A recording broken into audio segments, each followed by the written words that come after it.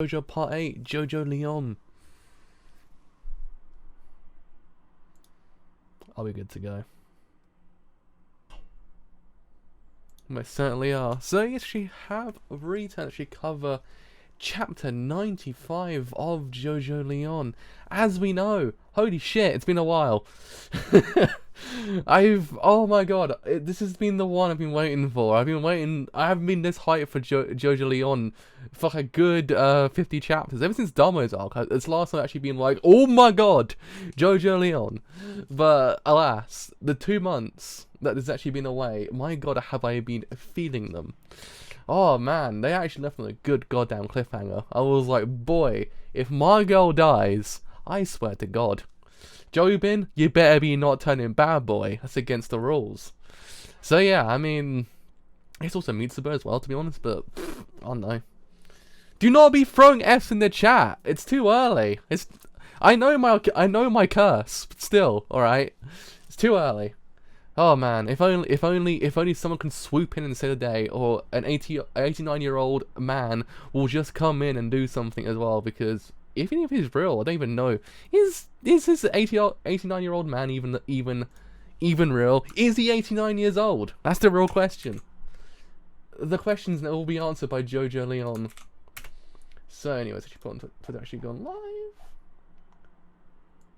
That's the real mystery of Part 8. It's whether or not the man is actually 89 years old, or is it all a lie? Is the man just lying to us? When actually in theory he's like, I don't know, 30. Who knows? Right, and put that there, and put that there. I think we should be good to go. We certainly are. Because who is this 89-year-old man truly? That's the real question. Anyway, let's begin. Chapter 95 actually is called Endless Calamity Part 1. Seen through their injury is a chain of disasters. This is no coincidence. A stun attack. There's no doubt about it.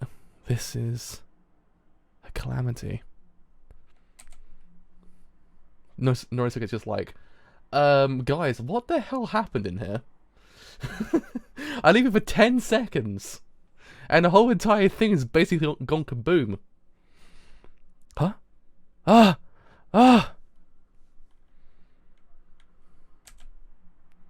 What are you guys doing in here? What on earth is happening? I'm probably exactly, to be honest.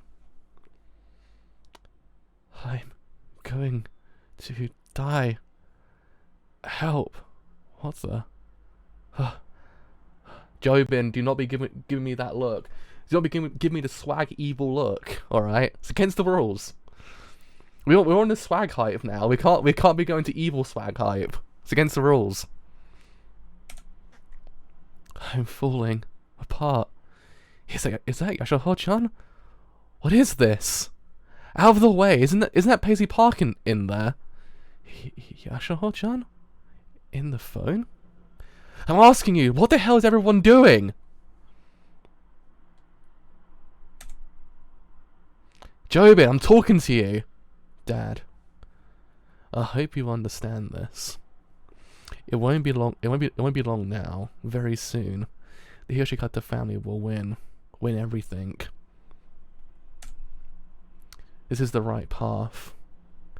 There's no other choice. It will cure Tsurugi's illness as well. What? Please, Norisuke-san. Next to the computer. Please move Paisley Park over closer to the power outlet. Oh yeah, I do be fearing Norisuke's actual kind of health at this point, because we still don't know if or not he's actually dead. That's the real question.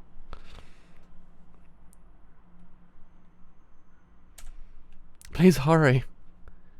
Dad, put that smartphone back in the water.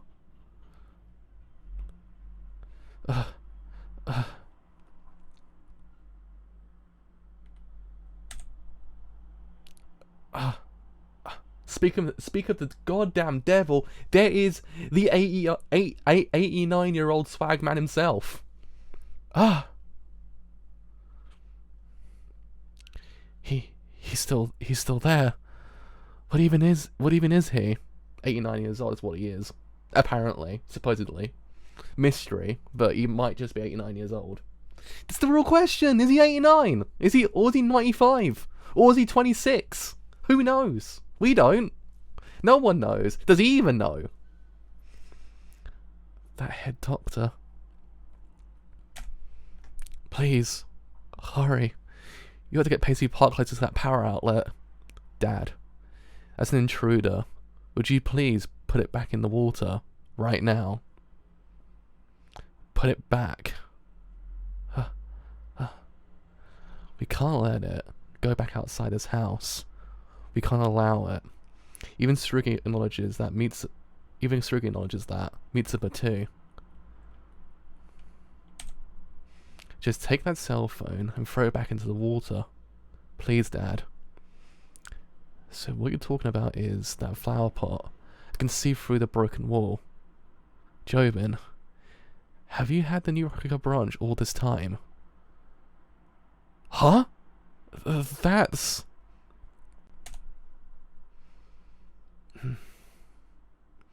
Yes, that's right, Dad. That's the new Rakugo branch. I've been growing it, and now it's grown to fruit. Tsurugi and I obtained it during the orchard fire. In just a few more hours, we can use it to heal Tsurugi. That's the truth of the matter. The curse that plagued our family for generations will be broken. Finally, this family won't have to sacrifice anyone. We cannot let that outside at this point. We can't let the existence of the Rakugo leak outside. The curse? Jobin. For a long time now, we really haven't seen eye to eye. Our perspectives on managing the fruit parlour and on Tsurugi's illness are vastly different. My way of thinking is far more old-fashioned. Perhaps I was wrong not to recognise the values, benefits and techniques of the new era. If you're saying you can break the curse, then you may be right. In that case, I'll go along with what you say, my eldest son. Norisuke, don't be doing that! I believed in you! Oh, Norisuke-san. Dad, however... Oh, he threw that however in there. That is if and only if we are indeed walking on the right path. On that flower pot, you've got your hands on. There are traces of something that left a smell I'm concerned about. So now, I'm going to investigate those traces. You don't mind, right?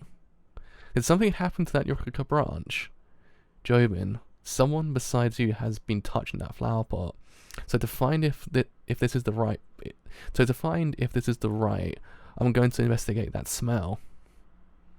King nothing.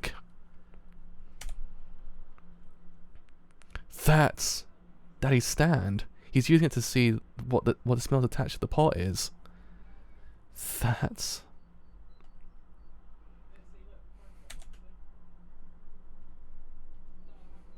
Oh? Ah! Tsurugi? Ah! It's taking form. He can track it. Oh! Oh! It's taking form. Ah! Huh? That man.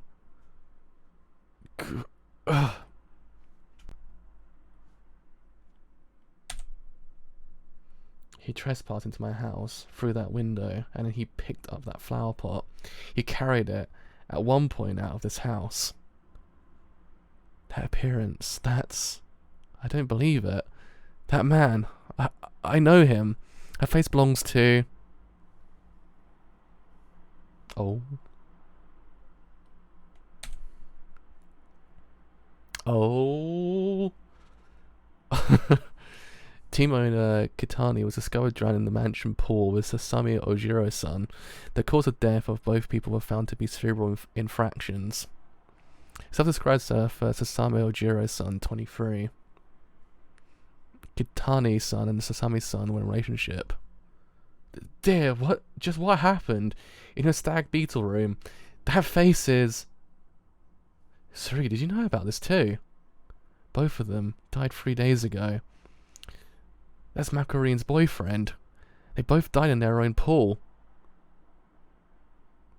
Hmm? Ugh! Gah!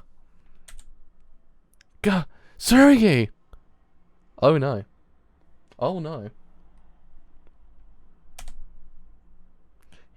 Yashoho-chan? Norisuke-san.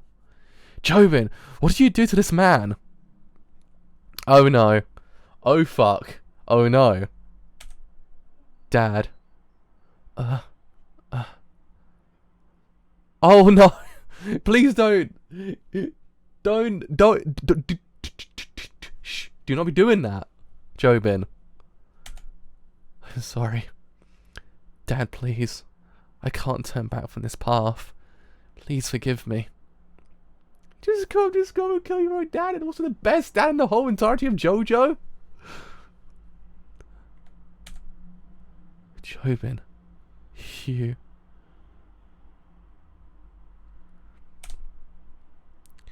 Oh man. When you think about it, if you actually listen to King Nothing by Metallica now, all the lyrics in that song make actual sense to actually Norisuke's actual character. It's actually kind of clever. If you actually listen to the lyrics of the song, it does in theory correlate to the whole entirety of his actual character arc. That's if, and only if, he's actually dead. Which I still don't believe. Pig. Bro.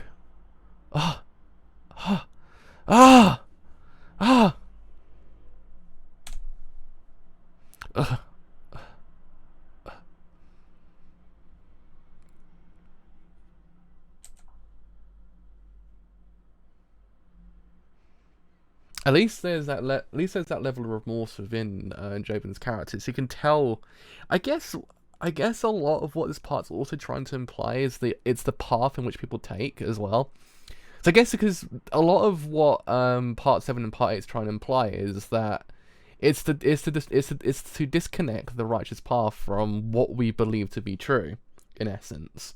Because beforehand, we've always believed the path that characters tend to go on is the righteous path. It's the justice that we know. So technically speaking, having Jobin having to take out his own dad to actually kind of complete the path he's actually on is showing you that in a way it's actually kind of a flawed concept. That even though you think you're on the righteous path, people that you know and people you care about will die in the process. And it kind of tells you at that point, was everything you did worth it? Daddy? Daddy? What happened? This can't be happening, can it? Why? This is... And Tsurugi, you're... I can't. How could this be happening? Daddy! Daddy! Daddy!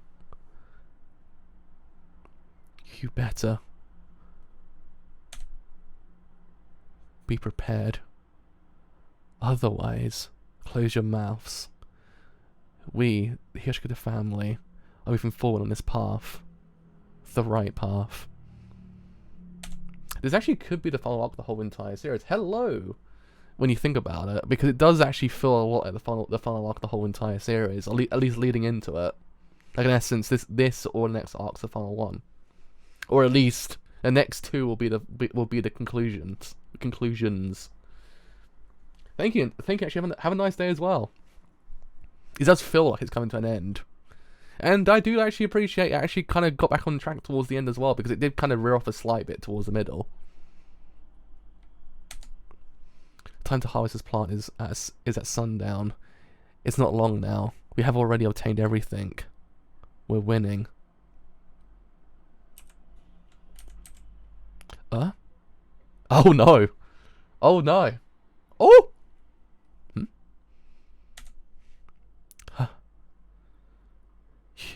You came back.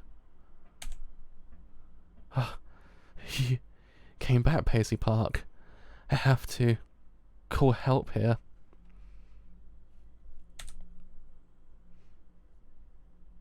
89-year-old swag man though. 89-year-old swag man though. He do be vibing. He do be vibing. Where's he going? I'm not stressing, 'cause he do be vibing.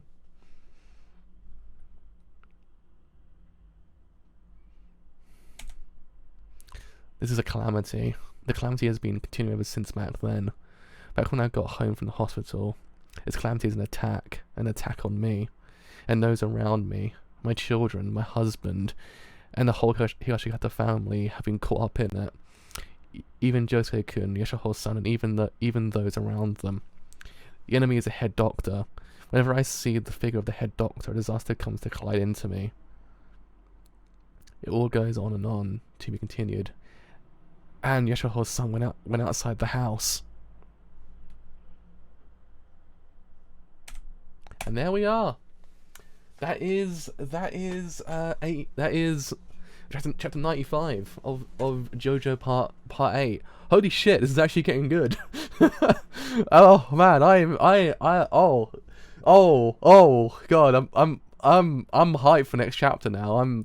I'm back on, boys. I'm back on board. Oh Jesus, this is actually getting good again. This is like really good. This is getting part 7 levels of good again. Because Jesus Christ, I like how they didn't fully do the whole entire thing with Norisuke, because it does tell you the flawed concepts behind the characters in a way. Because it's, I guess, as I said during the stream, just during about 5 minutes ago, actually, I should say, I do generally think what part 8's trying to do is part 7 did it exactly the same as well. It's trying to deconstruct the concept of what's the righteous path in a way, because theoretically speaking, I said it a couple of times this whole entire series, that theoretically speaking, anyone deserves a Rokuka branch in this whole entire part. Not one single character has the upper hand that you kind of go, okay, so they deserve it more than them. Everyone in their own way deserves it. So theoretically speaking, you don't want not one person to actually obtain the Rokuka branch. So then, at that point, it kind of sways your opinion on actually the path that the character's actually currently on. So say one chapter you're kind of like, Jobin, you absolute asshole, what the hell are you doing? And you're actually like, Josuke, you're the goddamn boy. You might then question Jobin's actual path. But then if it switches and Josuke becomes the asshole of the chapter and you actually kind of go, Jobin, you're the boy, you then begin to question Josuke's actual path. So technically speaking, it's a very kind of intricate system that kind of tells you that each character's path can in theory be looked at in a different kind of light. Not in the light that you actually expect, because it's not one of those things that it's not like, okay, enemy's there, we got to take him down. It's not that at all. I don't think the head doctor is the enemy. I think the head doctor is a euphemism or a kind of metaphor for the whole entire thing. It's a metaphor to actually imply what the true underlying meaning of the whole entire part is. Like, in essence, he's there to actually kind of spearhead this idea that the path they're currently on can in theory be flawed. So technically speaking, he's not the enemy, everyone's the enemy in this whole entire part. He's just there to kind of be a vessel to actually kind of say that in a way. Which I kind of find interesting, because again, it's not technically an antagonist, because anyone can in theory be the antagonist. It's not technically speaking a protagonist as well, because Josuke doesn't technically feel like the protagonist of his own kind of storyline. He's there, he's the JoJo that we know, but actually rhymes 10 points. But it's at the same time, Jobin can in theory be the protagonist as well. Yoshiho could be the protagonist as well. There's not one set protagonist. So in that light, it kind of tells you that each path can in theory be looked at in both kind of regards. Because him having to kill off his own dad, I say kill off, he actually might come back, who knows, does in theory imply the idea that the path they're currently on is very flawed in a way. And it kind of tells you what people will do to actually kind of win. And it's much more, Part 7 had Valentine actually kind of did in theory have a lot going on, but I feel like part 8's kind of got a realistic angle to it, because it's kind of a bit more grounded in reality in a way, because it's not in the past. So we kind of can in theory apply our own family values and stuff like that to this whole entire part. So then you kind of do in theory get a more realistic outlook the whole entire thing. And because of it, you're kind of like, oh shit, it's actually kind of, Would you do the exact same thing if you actually had the power to stand, and actually also the power to branch, actually cure a disease for your own child? So you actually don't have to sacrifice someone actually kind of for them to survive. And it kind of tells you there and then that, yeah, in that light, it's kind of like you can't question Jobin's actual actions because he's doing it. He's doing it in a way to actually cut. It's kind of flawed the way he's doing it. Don't get me wrong. It's the whole entire, it covers the whole entire idea that the same thing happened with Johnny in part 7. Johnny's actual kind of quest was very justified, but in certain cases you could go, Johnny boy, what you doing? But then in other times, you're kind of like, well, it's justified what he's doing. The same thing kind of applies here. There's a justifiable angle to Jobin's actual actions. But at the same time, you're kind of like, Jobin, what you doing, boy? So it's one of those things that it goes back to the whole entire idea of the flawed protagonist. Because it's not one single one, it kind of takes a more realistic angle because of the fact that it actually has the backing of familial values in as well. So I do actually kind of appreciate it because it's looking at the idea that what would you do in the same situation? Would you? I don't think we call for our own dad actually kind of save the whole entire thing, but you know what I mean. Like lengths you would go to actually save your own family, actually have them win in the end, because it's a very interesting idea to actually kind of bring into this whole entire part. Because again, beforehand, there's been that family aspect to the whole entire part. Don't get me wrong, because in a way, there's been like 5 or 6 characters to the part that we actually kind of follow. It's always a sense of familial kind of bonding to them. But there's not been, I guess, unless you count Jotaro and Jotaro in part 6 and a kind of a couple of characters beforehand. There's not been one set kind of family, to be honest. Had the Kujos, don't get me wrong, but it's kind of been like, we have one set whole entire family at this point. That actually is the kind of spearhead in the whole entire narrative. So it kind of takes on the more familial kind of angle. Less more about friendship and more about familial. So I kind of do actually appreciate what they do in this part. It's kind of become a lot more interesting because of it. Because of how we're learning about these characters, actually what they do and actually how they want to win. I want to see how this whole entire thing pans out because, god damn it, it's very interesting.